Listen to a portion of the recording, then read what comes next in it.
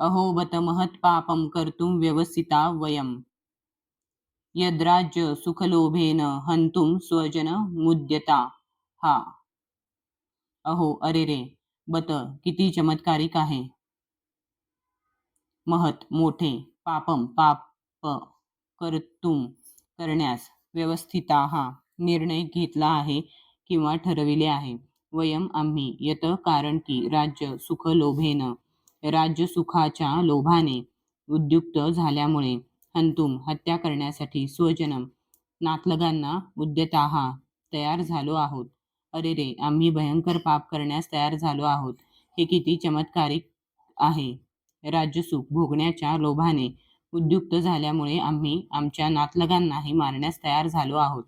तात्पर्य, स्वार्थी हेतूने प्रेरित झाल्यामुळे मनुष्य आपल्या स्वतःच्या बंधूंची, पित्याची अथवा मातेचीही हत्या करण्याइतके पापकर्म करण्यास प्रवृत्त होऊ शकतो.